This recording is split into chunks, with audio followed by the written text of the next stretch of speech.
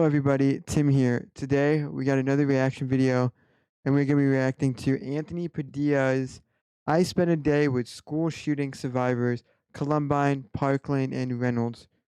This video may be touchy. If it is, I'm sorry. Get to the video in three, two, one. Here we go. This is a School long shootings, video, so devastating sit attacks down, at an watch it. educational institution involving the use of firearms. The earliest recorded school shooting in the U.S. dates back to 1764, dubbed the 1764? Pontiac's Holy Rebellion School shit. Massacre. Since then, school shootings have unfortunately only become Sorry about that. exponentially more common, with incidents like the Columbine, Virginia Tech, Parkland, and Sandy Columbine. Hook shootings receiving mass Parkland media was a few coverage hours and from me. serving as 'Cause I live primary in Florida, examples for the so demand of increased gun control. But I've heard most school about it. shootings do not receive such widespread coverage. In just 46 weeks of last year, there were 45 school shootings, and firearms are now the second leading cause of death among American children and adolescents after car crashes. That's This messed discussion up. is so heavily focused here in the U.S. due to the unfortunate reality that the U.S. has had 57 times as many school shootings 57? as all other major Holy industrialized nations combined. My name's a Anthony lot. Padilla, and today I'm going to be sitting down with survivors I of love school Anthony. shootings to learn what it's really like to live through such a traumatic and earth-shattering event. Were these survivors able to come out the other side of this horrifying event? Okay. Let me pause this real quick and say one thing. After a Parkland shooting happened in, I think it was 2019, 2018, I think I was in 11th grade, and I was in gym class, and like they used the fire alarm, they pulled the fire alarm, and that's how people ran out, and that's how the Parkland shooter got a lot of casualty deaths. And I was in the middle of gym, and I hear the fire alarm go off. So I'm sitting inside the gym because it's not connected to our school. It's on the other side. So most likely I was like, oh, we're in the gym. We should be safe as long as it doesn't spread. So I'm standing outside the locker room, like right by the door that leads to like a little walkway to like a little like outdoor hallway kind of thing before we get into the actual school building. And I sat there for 2 minutes while the alarm was going off.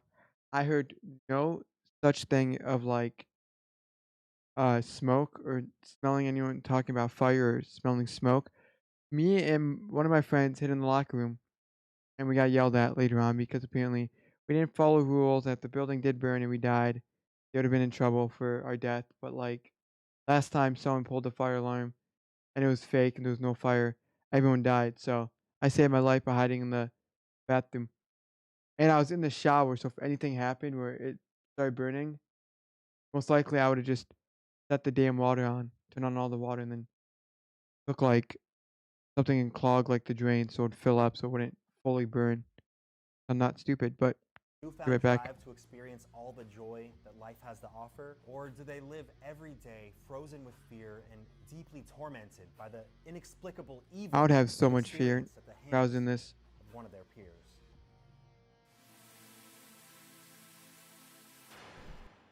Hello, Alea. Hi. Like, Will. She's Hey, beautiful. Anthony, how you doing, man?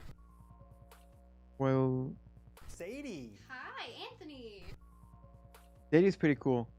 She looks Thank you cool. so much for coming on here and teaching me about the world of surviving a school shooting. Thank you for having me. How would you describe yourself? Oh, yeah. A survivor, someone who simply experienced the unthinkable? I would say someone that went through a school shooting. I do classify myself as a survivor. At this point now, I don't label myself as a school shooting survivor. I am, but it's like not my identity. Can you tell us what year and what school you were attending, and if you can recall the events leading up to this incident? So I went to Columbine High School. This school shooting happened on April 20th, 1999. Or 2099. Douglas High School 2018, in yeah. Parkland, Florida.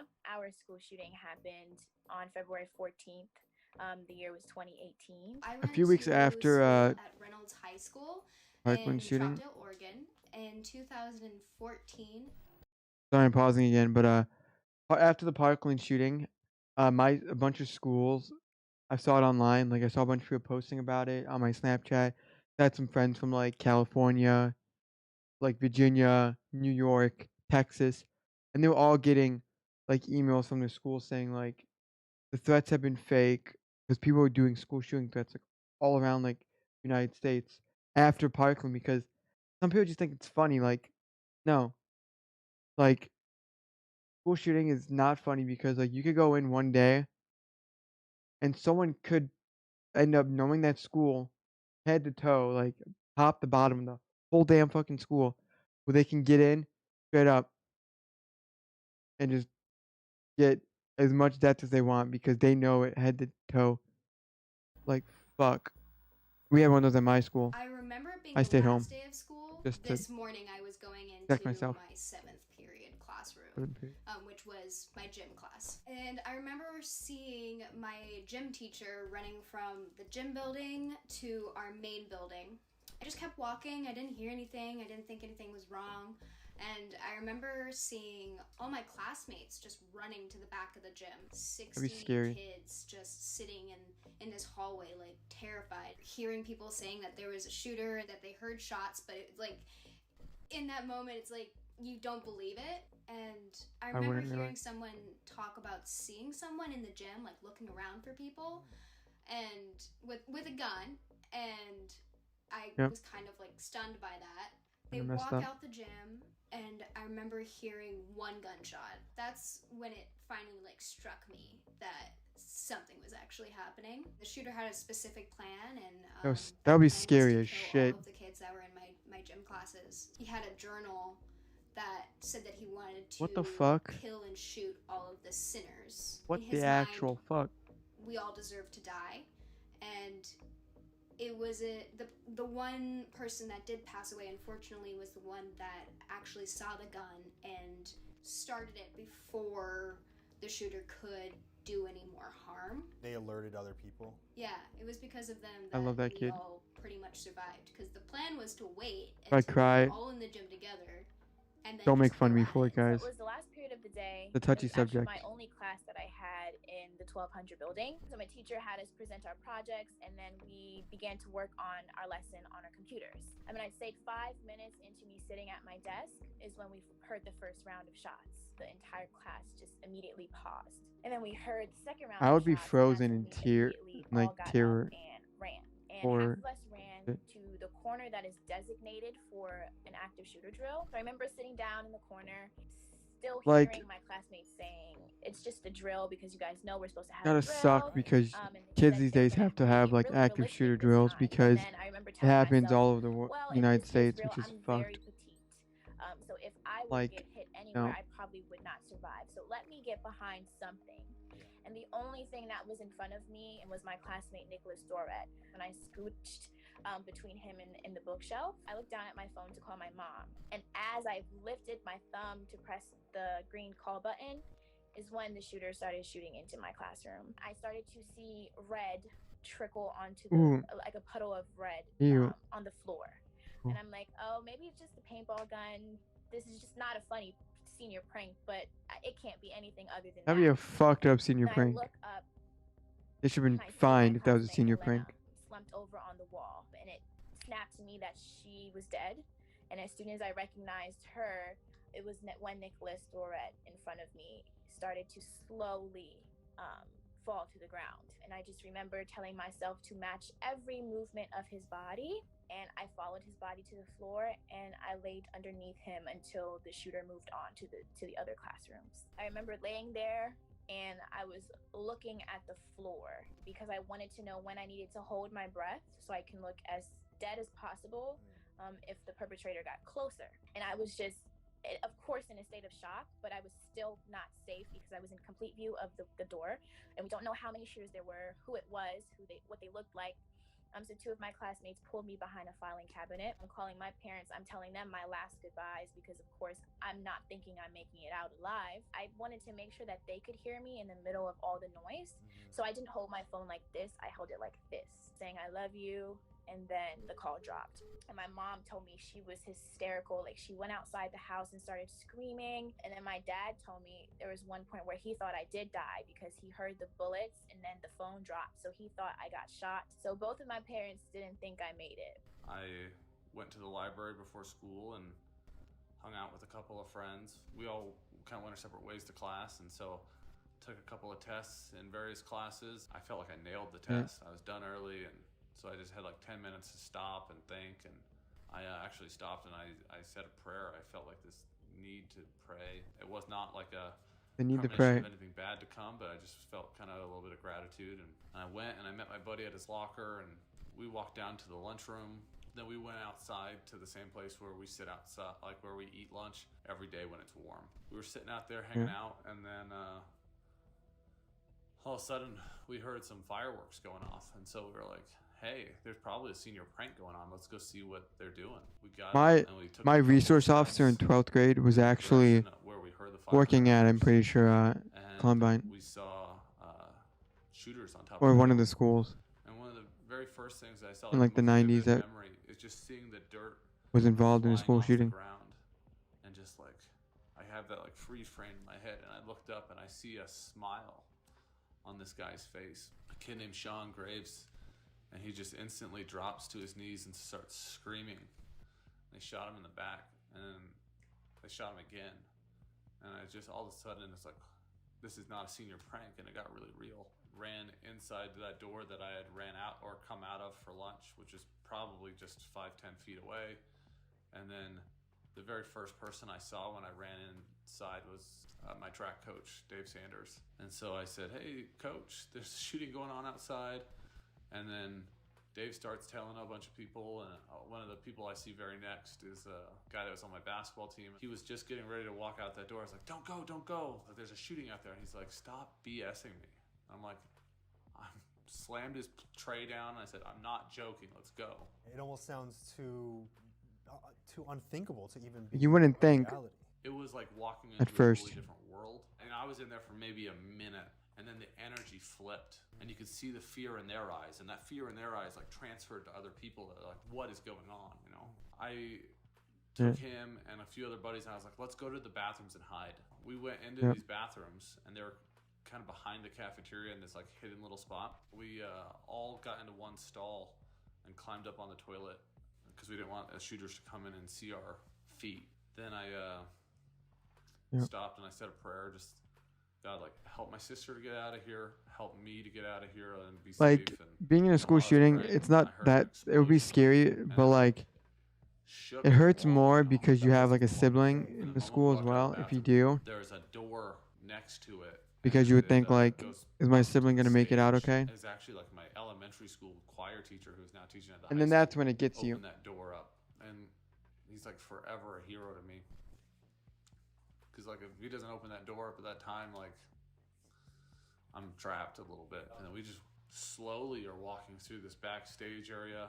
We peek out the hallway when we get to the top of the auditorium, and we actually hear gunfire down the hallway. Look, it's kind of clear, so we just run and book it. And then we just started hightailing it to an apartment complex that was nearby so we could call our parents. Before we continue learning about the world of surviving a school shooting, do you feel the shooter received fair punishment? In the state of Florida, we do have the death penalty, so that is in question. And honestly, I don't know what I would like either. I wanted to take a moment to once again thank all of you for keeping the comments on these videos so incredibly empathetic as I cover topics that are sensitive like this one, and for encouraging our guests to feel Okay. comfortable.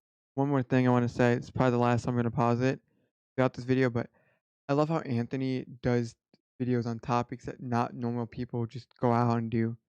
Like you might get like a podcast here and there where they have like an interview with someone, but they won't really like go detailed and deep into it like Anthony is.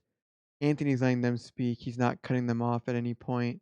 He's asking some fair questions, and he's just living his life like how he normally would, just like he's talking to like a friend about a situation that they're in, and he's like treating them fairly, not being like, excuse me, what, and like cutting them off, being a little bitch about it. But like Anthony, I gotta say, it's amazing. And let's get back to it. Talking about these deeply personal experiences in front of all of you. I've included some links down below to some resources that I hope can be helpful, and I'll go I'll ahead put those and put links. a few links up in this corner that you can And click. then If I'll you put wanna the see me links in the cover more description from this topics video. with some incredibly brave survivors, Or if you guys want to like click on the video, kidnapping I'll leave the link survivors and to the survivors video. of police brutality. Now back to the world of surviving a school shooting.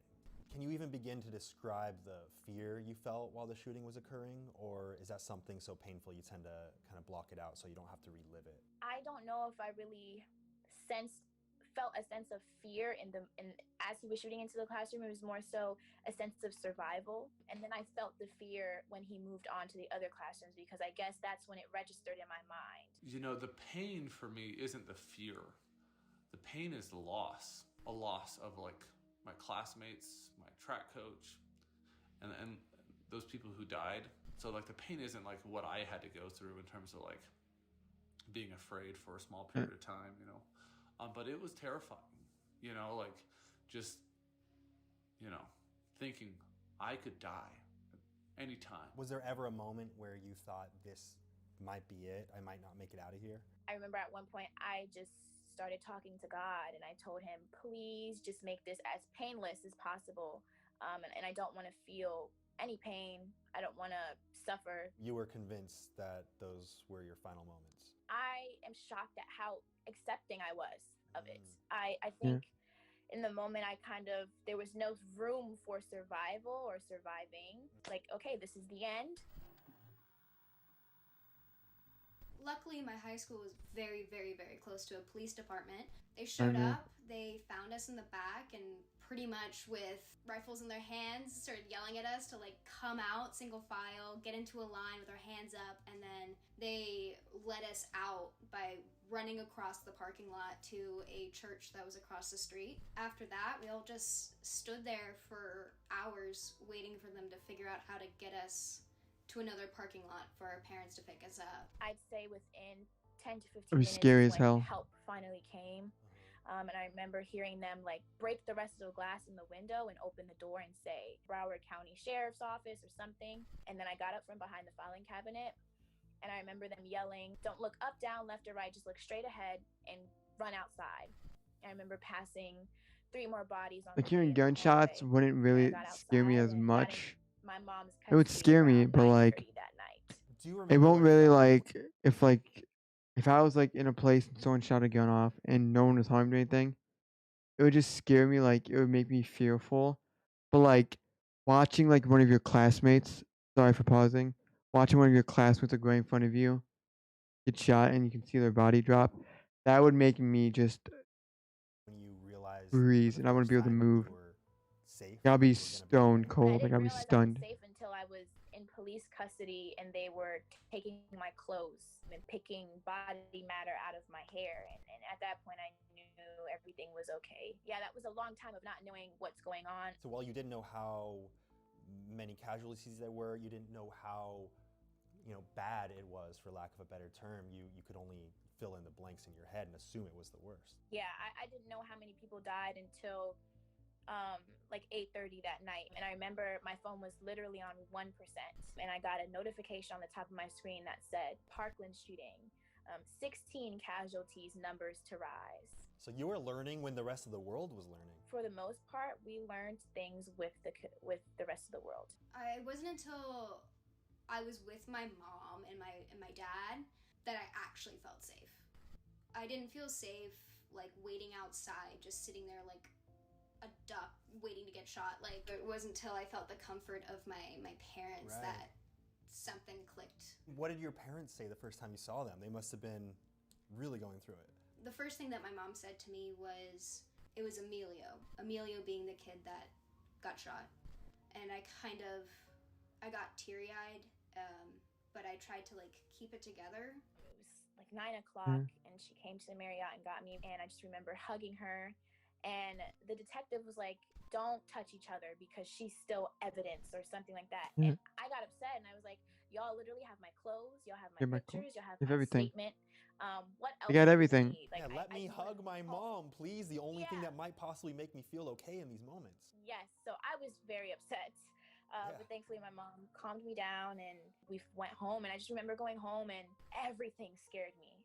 Everything scared me. I probably slept with my mom for like 3 weeks after the shooting. Do you remember the first thing you did when you got back home? I probably got home at like 8 or 9 that night, and the shooting was at like 11. And so I just remember being like emotionally exhausted, just like, oh my gosh, I gotta go.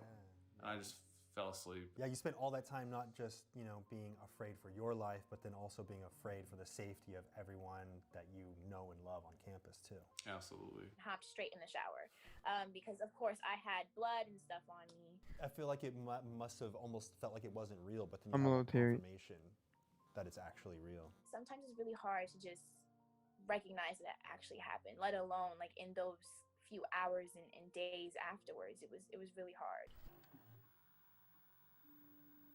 How has your day-to-day life changed since the incident? Those first moments, you're not like focusing about work or school or anything. You just need to be around the people that love you and just be together and try to like find some joy. Then there's like this transition of getting back to school and just trying to like pick up life again. There's the next couple years after that of like, I think about this shooting every single day. It's like a major part of my life and I can't get it out of my head, but I have to like focus and like there isn't as much of the excuse anymore that, Yeah, a lot of do them this, probably have like PTSD you and gotta get stuff. going, and so but I still didn't feel healed. How long did it take before you returned back to school? I believe it was 2 weeks, and then we had 1 week back, and then the week after that 1 week back, it was spring break. So it was very like not that bad. We had like 2 emotional support dogs in the class. Oh, yeah. Majority of my graduation class can say we only made it through because of the dogs. They were really great. Just imagine having dogs everywhere you look at school. I would be okay with that. We literally just like So would I. talked with each other. We played Uno. We were just trying to do anything that was therapeutic that would make us feel okay, because it was already very uncomfortable to be there in the first place. What do you think was the most difficult part about returning to normalcy? Having to deal with that emotional trauma has been the hardest part of returning to normalcy, because there is no normalcy after that. It's just continuing forward, going to college and moving away and going to prom and doing all these things that are normal kid stuff, but it doesn't feel normal anymore. Is there kind of that idea that there's before the event and then after the event in your memory timeline? It woke me up to a lot of the problems that are happening in this country, and that those things aren't going to get done unless we as the generation actually talk about it, that this is affecting us. Did this experience have any unexpected psychological effects on you? I was diagnosed with PTSD and I had to go to a counselor for a while, and there's no overstating like how difficult that is to deal with, and so I think people need to give themselves some space and Post-traumatic stress plan on how disorder. they can get better, but not be too hard on themselves. I feel like many of us, after dealing with any traumatic event, will kind of feel like we need to kick ourselves into gear to just get things back to normal, but you really can't. Like, things don't ever go back to normal. You almost have to learn how to live this new way of living with that experience, with that trauma. It's not like I'm totally healed and over it, like I still cry when I think about my friends that we lost, or it's a very emotional experience, but it doesn't take up the same space. Like, you kind of learn to work around it. I do have PTSD, insomnia, anxiety, and depression. PTSD is like a 24-hour thing, 7 days a week, so I can't escape that. And depression, sometimes it can feel like it's year-round, sometimes it can feel like it's seasonal, but it's definitely at a higher level when we get to the month of February. Really thinking, what was I doing this day before this shooting? Like, I was just like thinking back, like how normal life was up until the 14th and how drastic my life has changed. Do you feel the shooter received fair punishment? Well, they killed themselves. So I'd say no. There is no justice for stealing a life. There's nothing you can do to make somebody whole again. And so you can't focus on, this person needs to pay. There's nothing you can do. There's no payment ever. It's been robbed from you. And you just have to come to terms with that, like, that life's been taken. And we just have to, like, enjoy and appreciate what we have in life and keep moving forward. He's alive, and the trial has not begun. I actually did my deposition for the pre-trial 2 weeks ago, which was very, very, very hard. In the state of Florida, we do have the death penalty, so that is in question. And honestly, I don't know what I would like either. It's very hard to think about. And it's something that a lot of the victims' parents are also struggling with. A lot of people want the death Yeah. penalty. A lot of people want him to suffer inside of the jail. Why do you think the deposition was so difficult for you to go through? Going through my trauma, but going through my trauma in a completely different way. It's a different way to Yeah. go through this experience in an interview Right. rather than a Yeah. deposition. Because in a deposition, they break down every small detail. It must be really Mm. difficult knowing that in order to seek justice, Oh. many of you have to relive that trauma over and over and over again. It's not just the students that lived it that's reliving it. It's not just the siblings of people that lost their lives. It's not just teachers. It's literally all of us, including the victims' parents. And those should be the people the most that should be trying to focus on, figuring out their new normal, but instead they're faced with reliving their traumas as well, and it's really hard. Anna Vines wants to know if you knew the perpetrators beforehand and if there were any behaviors that they displayed that people should be made more aware of. No, I didn't know him, but high school talks. So I did hear some stories that he would bring like dead frogs or lizards to class and like chop them up on the desk. There were signs. It's just certain people didn't do their jobs when it came to following up with these behaviors. So I did know who they were, but I wasn't friends with them or didn't have any kind of relationship there. They had been arrested for kind of little small crimes, like breaking into a van or like setting off some explosives. One of the kids' moms found a sawed-off shotgun on his dresser. There were little signs that if people, I think, taken more seriously, like they could have stopped it for sure. Did your school have any protocols or anything for this kind of emergency? We had never done anything like that. We were just like reacting to a circumstance that we thought would never happen. Yeah. No, not at all, actually. We found out later that none of the security cameras worked in the school. So they were And- up, but they did nothing? They were just not running. And we had never done any What the active fuck? shooting, like exercises or anything. We had Like, why have fire cameras? drills, earthquake drills, but school shooting What the was shit? never really thought of from where I'm from. That week alone was pretty interesting because all week our teachers were telling us that we were going to have an active shooter drill. They are a band-aid on the real issue. Who is to say that the perpetrator doesn't also know these same policies, because normally school shooters are students. True. So they know exactly what corner you're going to and where you're hiding. What do you think should be done to prevent others from going through an experience like this? We need to make our education system prosper that kind of learning where it's okay to talk about emotions. That if we can do that work now, hopefully that will help in the future. I think a real way to agree. solve this issue is making sure that we're having proper legislation in place that makes it harder for people that are deemed of harm to themselves or other people to obtain such Agree. lethal weapons. And I also believe that there needs to be an assault weapons ban. Clearly, we've seen at my high school 17 people in less than 6 minutes. There's no reason a civilian should need a gun with that much power. Absolutely not. But I think really folks that survive school shootings need to be in the forefront of this change. How do you feel the U.S. government is handling the topic of school shootings and gun control? They are terrible. So all of these different sections within gun violence are solved in different ways, but they all need to be within the conversation. And we know that our government does not do that at all. Majority of gun violence happens within marginalized communities of color. Black and brown youth bear the brunt of gun violence, and they're the people that deal with it day to day. Because I think legislation can be a way that we prevent mass shootings, but I don't think legislation would be a way that we prevent gun violence in marginalized communities of color. I think we need resources into those communities. We need money. We need proper schools. We need proper jobs. We need actual, real, hard resources. One thing I want to state is banning guns. Like, don't ban guns because, if you try to ban like a gun, like an assault weapon, like, yeah, if you have some weapons, but you have to have like a permit and a bunch of extra shit to get it, we have to go through a lot of like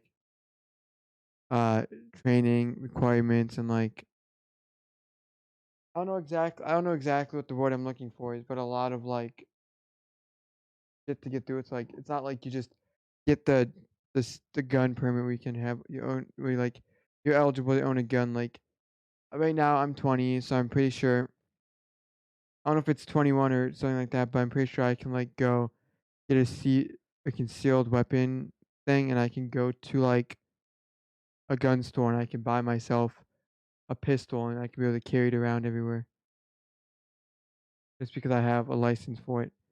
Like I think if you had to like buy like an AR or anything because like you have like a private like shooting range or something and you want to just shoot it every now and then, they should make you go through like have a license for it, have like someone check out like your house like every couple weeks, couple months, make sure nothing bad's going on with it, make sure it's like stored properly and everything. Have like 3 times a year, every 4 months, have someone come to your house, go through like tell them like where you keep your gun, how you keep it safe, give kids how you keep them away from it, all that shit.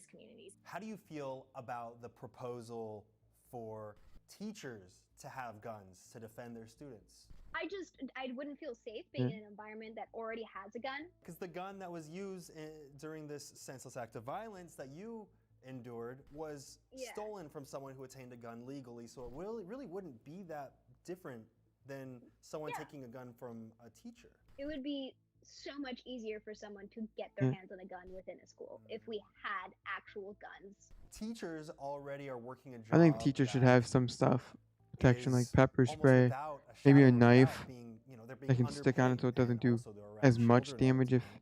And then to got it in the expect wrong them hands. to know what to do in the case of an emergency with If you get your hand on a being- teacher's gun, with it's like a this- small a pistol, weapon three of destruction in their and hand. holds let's say It holds doesn't feel 16 right bullets, to push 3 that bullets, on 3 them 4 as bullets well. can Well, kill you this is gonna if it's in the happen, head. you're gonna have to be the person that saves all of these kids. Right. It feels like a lot of pressure. How do you feel when people say things like guns don't kill people, people kill people? Guns are strictly made to kill something. At the end of the day, have since Yes. colonization been used Yes. to suppress and I kill agree. and discriminate against people of color, against oppressed 100% different kinds agree. of generations. It's in the history of guns. So when people say guns don't kill people, humans kill people, you're wrong. The guns are killing the person. Right. If that person didn't have the gun, they wouldn't be killing the human. And even if they could say, if we take the gun away, they're going to find another means. It's like, Yeah. yeah, but those other means If you take won't cause harm like the in guns the away, same way. people are gonna find Most of ways to those do it. things It's like aren't as here's the easy thing, to use. real fast. It's like drugs. People like want to get like in some states, it's legal to have medical weed, medical marijuana for medical use. Like if you have anxiety and some stuff, and you have like the doctor's order to go to like the medical, and you have like the license to get weed because it helps you. It's like that, but like if people banned it completely, and people still had some people found a way to grow. You can grow it and stuff. So people will grow it and sell it, and people find ways to get it more because it's illegal. But if it's as easy as it is to access it, like you don't really want it because it's like everywhere now. It kind of makes you like, oh, it's stupid now. Like I see people who have like weed all the time around my area where I live, and no one cares for it. Really, it's like, oh, it's just weed. It's cool. I don't give a shit. It's everywhere. You see, like one out of every like 5 or 6 places I go to, someone's probably got weed on them or something, whether it's medical or not. Recreational use of weed is illegal in Florida, but people still find a way to do it. And most of the time, if you get caught with a lot on you, cops will just confiscate it and give you like a $200 fine, not give a shit. A knife or something like that takes a little bit more Yeah. to do harm. Guns are created for the use of killing. That's what guns are made Yes. for, and that is why I agree. we're having this serious Preach, girl. conversation of possibly having gun legislation to stop that from happening. What's something you wish you could say to people who don't understand the severity of the reality of school shootings in modern society? Every single life is so important. We need to protect kids and protect lives because we don't know like what kids could grow up and accomplish. And you have to realize like how much pain there is in the loss of like one kid. Because you might be like, oh, that's just one kid that died. Just one kid. That's already yeah. That's not right. If it's somebody in your family, Right. your sister, your brother, your daughter, you are devastated. These events don't just affect the person Uh-huh. directly involved, they affect the I have a little entire story to tell again at the community, very end. families, and everyone involved who has ever even known that person. Yeah, and so it's just so important that we do like eradicate that evil from within us. Like we need to get rid of the hate, get rid of the anger, and like try to find ways to be more peaceful. Have you felt like you've been able to get any semblance of closure since the shooting? No. I I wouldn't be think able to. I will have closure if they are able to clean up that building. Because again, it's left the exact same way that I last saw it because the jury has to walk through. All the bullets and blood and everything is still preserved. It's still there right now. Yes, but if they are able to, after the trial, clean up the building and make it look like how it looked when we were normal, and I'm able to walk through and see it that way, I think that would be closure. That'd be scary. Remembering the victims, remembering the people that died, will be something that I always like work for. And I always want to like be able to think about the people that died and not like let their lives be like lost to history. So I wouldn't say that I like close that era in my life, you know. I like remember it because it's important to remember, but I also can like move on and still find happiness. And it's like that kind. It's like a careful line to balance, you know. It's like remembering but not dwelling. Don't let it control your entire life, but at the same time, don't try to bury it. Exactly, yep. If there's anyone watching who has survived a school shooting and feels isolated and maybe even experiences PTSD regarding the incident, is there anything that you'd want to say to them? There is a road for you to be happy again. And it may not feel like it's possible or look like it. You know, find people that can be supportive of you and love you and help take care of you, and just start building your life back one day at a time. All right, you got 5 seconds to shout out or promote anything you want directly into camera. Go. If you want to learn more about gun violence prevention and racial equity, Go check follow out her, guys. cleanup.org or Concerned Citizens on Instagram and Twitter. You can find me on Instagram at Alea Eastman or Twitter at Alea Eastman. Go check out AmeliaInc.org just to help out my community. They do some amazing stuff. If you want to give back to the Columbine community, you can do so by donating to columbinememorial.org. If you want help and want to talk, my Instagram's WFBeck83. Feel free to reach out. Thank you so much, Alea. I feel like He's I like understand 39 years old now. Surviving a school shooting just a little bit more. Thank you for having me. After spending the day with these incredibly resilient school shooting survivors, I've come to understand just how much strength one must possess to not only experience such unspeakable trauma, but also to possess the courage required to discuss these horrifying and vulnerable experiences on camera in front of millions of viewers. See you later, bye guys. Press a like. Okay, so Anthony's video is really good. But I want to say back in 2012, I was 10 years old. So I was in, what was that like? Would that be like? I was probably in like 3rd grade, 4th grade maybe. Yeah, I was in 4th grade, most likely in 4th grade. And it was February 27th, 2012, because I pulled it up on my phone. So I can have all the dates and stuff. There was a school that was probably down the road from me, like it was a couple miles. And I remember I was in the middle of class and they called everyone down to our chapel. Basically, because I went to a Catholic school for kindergarten through 8th grade, but I left before 8th grade because I moved to Florida. So I remember getting called down to the chapel, which is basically just like a church, but it's a little bit smaller. We had enough that can like fit our whole school in there and stuff. And then we had like a little like seating area over the top for like in the very back for like the parents and stuff who showed up. We didn't want to sit like in the 2 or 3 like rows of pews that we had, like the seating in like the chapel that was left over.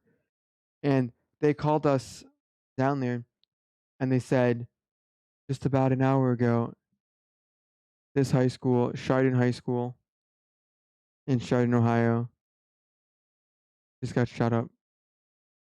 6 students were shot, and they told us all that.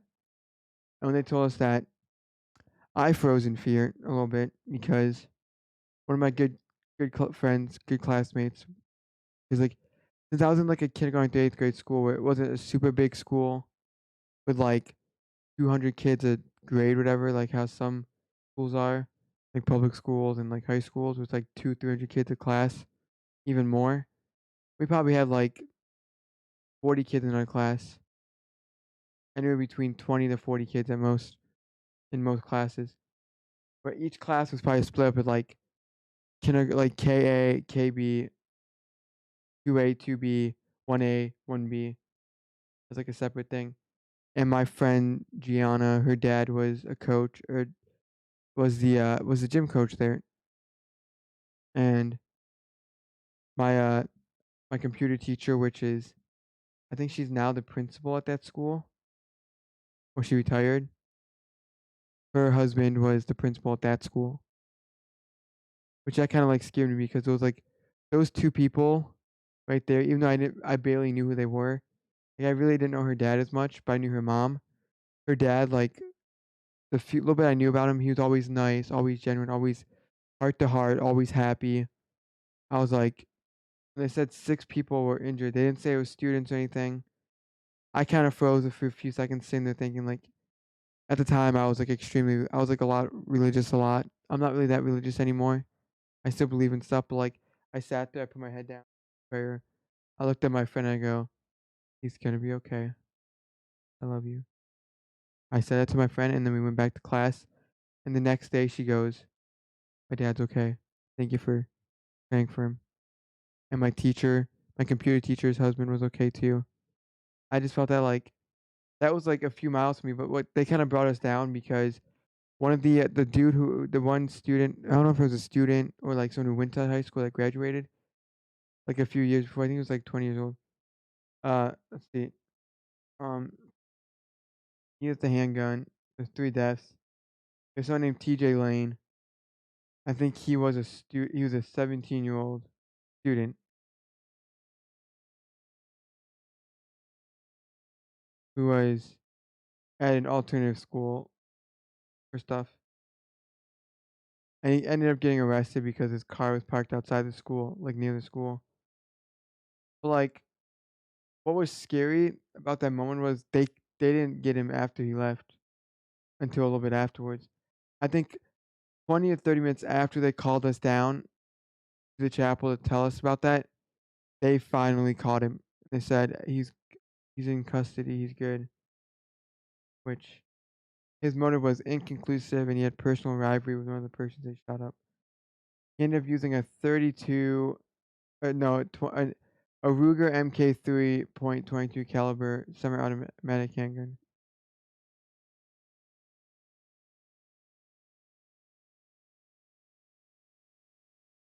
Which I don't know if you guys can see this. I'm gonna show it in the YouTube. Don't take this.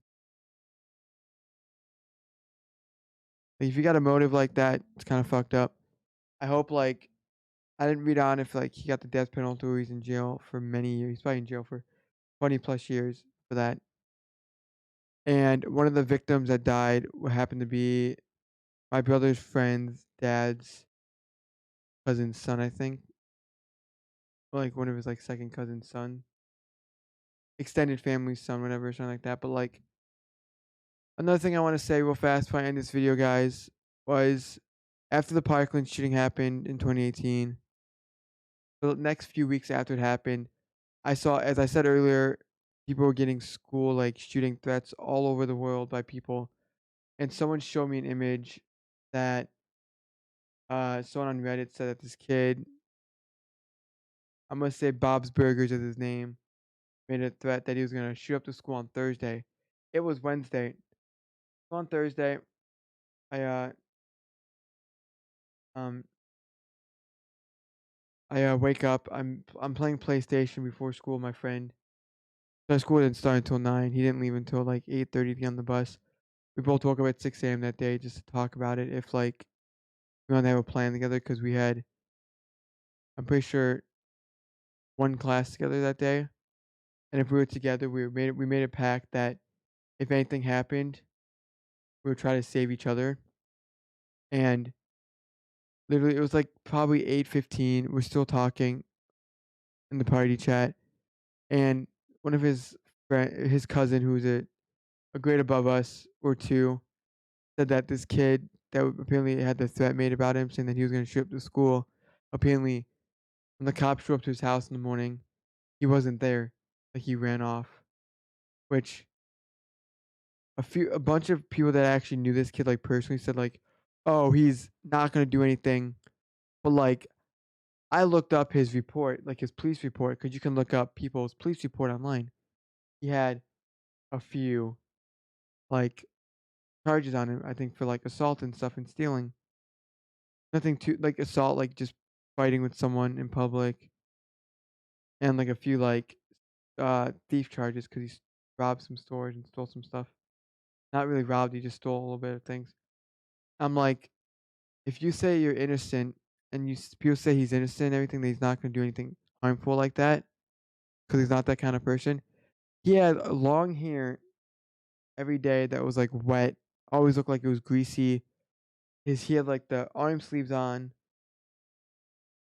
kind of looked like dressed like the dude from Total Drama Island, that kid DJ, whatever I think his name was DJ. The dude had like the skull on his shirt, the little green hair, but he had long hair, wore like black t-shirts, and like he always kept his head down the hallway and walked pretty fast. Like it was kind of scary. But when people were like, "Oh, he's innocent. He's never gonna do shit," that's what made me worry a little bit because he ran away. Like, why would you have to run away from a situation?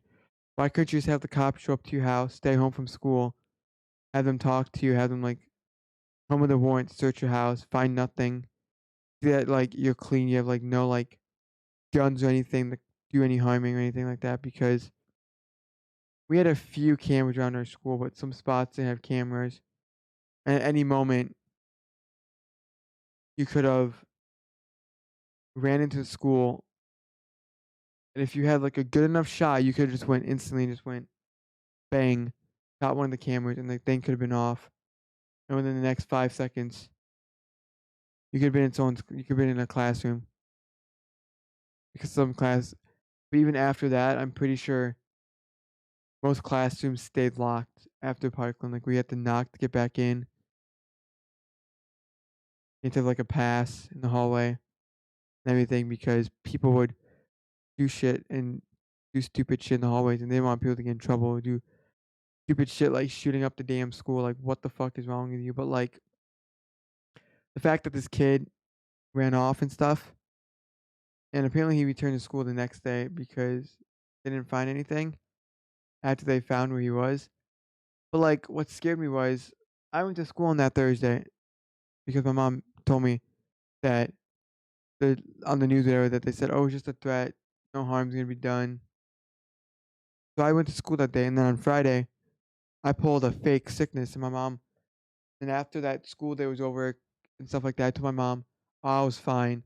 I faked it." She's like, "Why?" I was like, "Because he said Thursday that he was gonna shoot it up, and he knows that a lot of kids wouldn't be there, and if he was trying to go for a lot of casualties, he would um tell them that it's gonna be on a Thursday, so they wouldn't show up, and then he would show up on a Friday when everyone thinks it's okay to show up to school."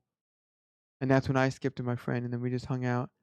And this kid apparently, I don't know what he does, but like he was the kind of kid who wore the backpack like tight on his like he would hold it down like this, and he would run in the hallway and keep his head like you couldn't really see his eyes. He wore eyeshadow and stuff like that. He was just like unusual, which was like weird, but like yeah, guys, that's the video. I know it's kind of long, but if you guys want to see more videos like this, where I react more Anthony Padilla videos and shit like this, please drop a like, please drop a comment. If you made it this far into the video, comment hashtag love. Love for the victims. Hashtag love for victims. LOVE for victims. I know you made it this far. I'll see you guys in another video very soon. Peace out, guys.